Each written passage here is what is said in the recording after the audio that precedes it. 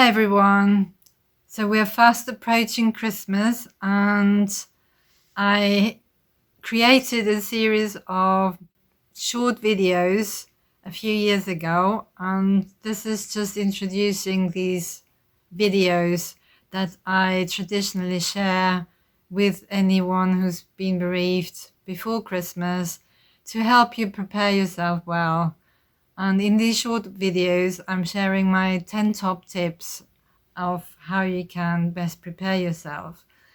Now, today's video is going to be about my first top tip, and that's trying to keep to a daily meal routine as much as you possibly can. And the reason is simple, because grief doesn't keep to a schedule. It just hits us out of the blue whenever, there's so many emotional triggers at this time of year, so it can hit us anytime really. And that's why a daily meal routine is so important to prevent a double whammy. So when we are emotionally triggered all the time and our emotions are all over the place, a regular daily meal routine around 3 regular meals is really going to help us keep our blood sugar levels stable, because otherwise our blood sugar levels are going to do the same as our emotions. So we want to prevent this double whammy, and we want to keep our mood, emotions, energy and weight more stable. And the best way to do this is to watch out when we have our 3 regular meals every day. So not skipping breakfast if possible. It will just make you snack at 11 o'clock. That will delay your lunch and that will delay your dinner. We want to have dinner by 7 o'clock at the latest, unless it's Christmas dinner. Then of course we are going to make an exception. And lunch ideally should be between 12 and 2, because that's when our digestion is at its strongest, because that's also when the sun is at its peak.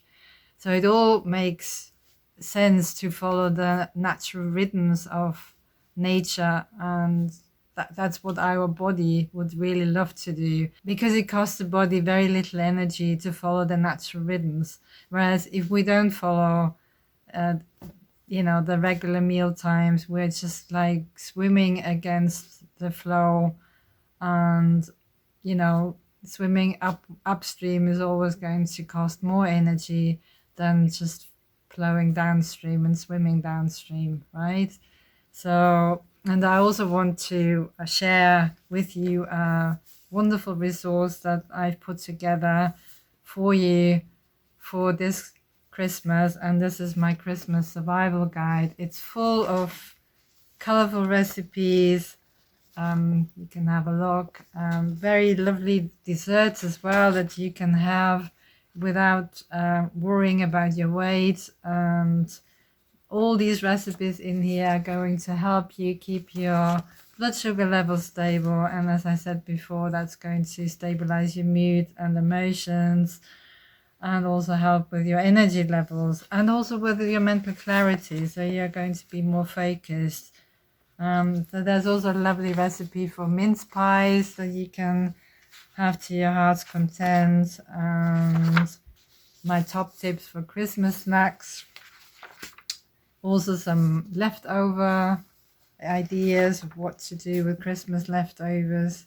My quick and hearty winter stews in there that you can make in a slow cooker within 5 minutes, and some ideas for Christmas drinks, festive drinks, like my mulled wine recipe. But also, if you want to avoid coffee because you are too anxious already, there's some chai recipes that you could try, and some mulled pear and pomegranate juice for the kids.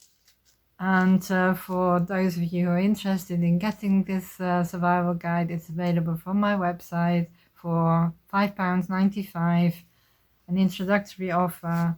I've put it together with a lot of love, and apart from the recipes, there's also like tips for eating out, links to additional resources. My top 10 tips are in there again.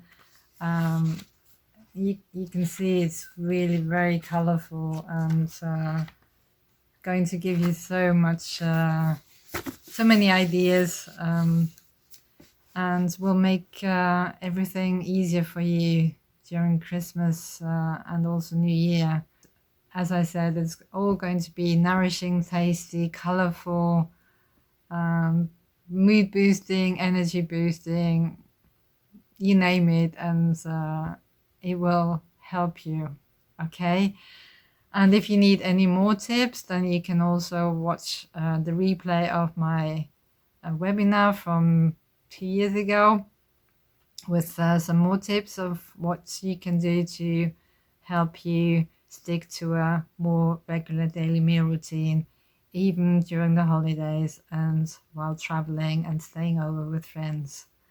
Okay, so, and tomorrow I'm going to share my top tip number 2, which is an old video that I shared some years ago, and which I'm going to repost because all the tips in there are still very relevant even today. So nothing has changed.